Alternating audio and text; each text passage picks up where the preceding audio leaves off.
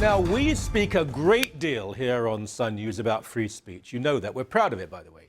Ezra Levant has been a champion of the cause, and Brian Lilly and I and others, we've worked pretty hard to stand up for the right to have an opinion, to not be part of the status quo, to utter unfashionable truth, or even, frankly, dumb opinions for that matter. Look, there's no law against being wrong or even foolish.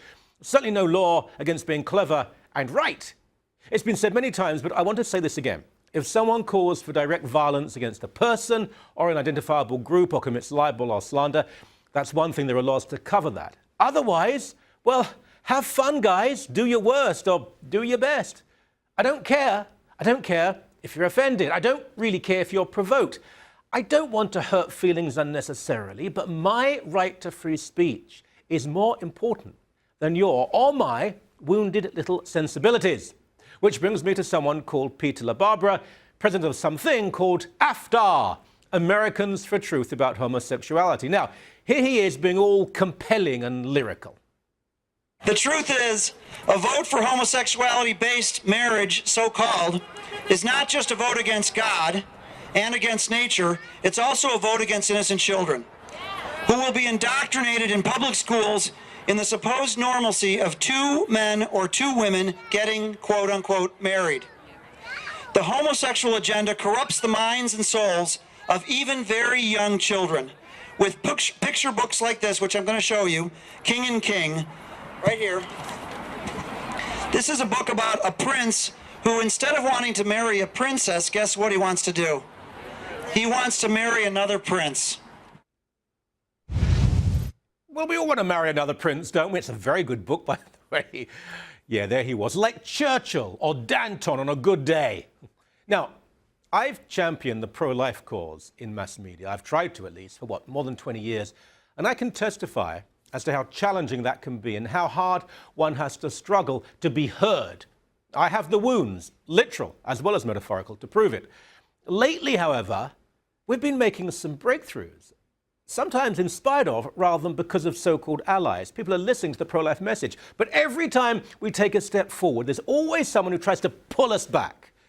You see, Peter LaBarbera has been invited to speak to the Saskatchewan Pro-Life Association in Weyburn later this week. You'll see him debate with a gay journalist later in the show, by the way. You'll see he's hardly a monster, just another, with all due respect, simplistic, obsessive person convinced that if he condemns homosexuality in crass and banal terms and tones, long and loud enough, the world will suddenly see the light. He speaks a great deal about homo-fascism or homo-Marxism and is not taken very seriously amongst those on either side of the debate. There are, of course, crazy people on both sides of that debate and many on the hard left. Believe me, many on the hard left. Here's an example of an old friend.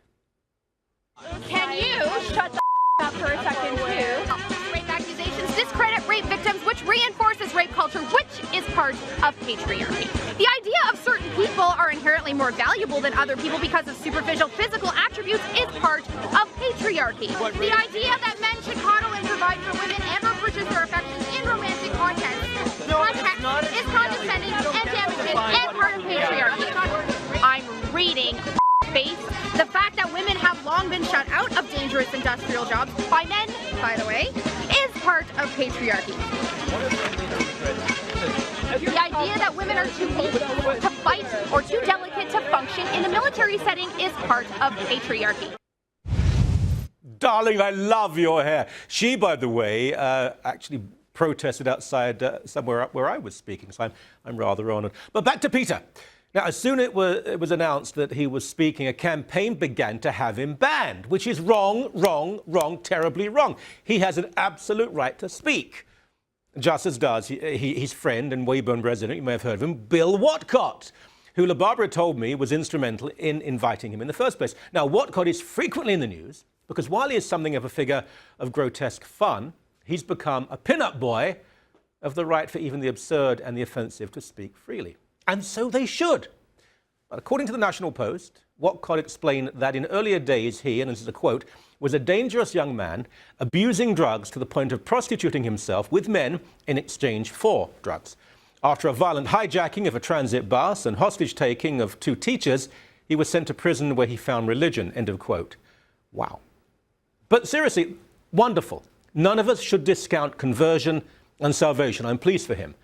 But since that time, Mr. Whatcott has probably done more to embarrass the name of social conservatism than most in the gay community could ever hope to do.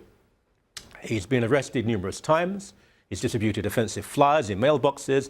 He makes a nuisance of himself and, important this, manages successfully to obscure the message and make it all about Bill Whatcott. Now, this is the epicenter of the problem. I find LaBarbera, Whatcott, and the handful of their followers to be annoying, unchristian, and profoundly strange. But that is irrelevant. What matters is that they allow people to condemn pro-lifers and supporters of Christian morality, like me, to ignore our comments and our arguments, to digress from the real issues of life and family, and instead focus on a pair of zealots and their need to be noticed. Look at me, notice me, attack me, write about me, while the unborn go forgotten once again. Now, I know the pro-life community in Saskatchewan. I've spoken in Saskatoon, Regina, Humboldt many times. These are fine, committed, gentle, loving people. And I cannot for the life of me understand what led them to invite someone who surely they knew would allow their enemies and critics to make their cause appear fanatical and ugly. It's not that protests should be avoided. Goodness, I've been attacked many times. But they were arming and enabling our opponents instead of defending the vulnerable and the powerless. I appreciate that there are some in the pro-life world who feel comfortable and assured when blanket statements are shouted and when nuance, context, and empathy are seen as compromise, cowardice, and surrender. But it's not about your comfort, my friends, but about trying to build a culture of life. I mean, free speech is pretty much absolute. LaBarbera has a right to speak. I hope and pray he's not stopped at the border. We're not sure what will happen. But he and his friends are not on the right side. And you know what? It's all about their pride. Yes, he, Whatcott, and the rest have organized their own little pride parade. And there's irony for you.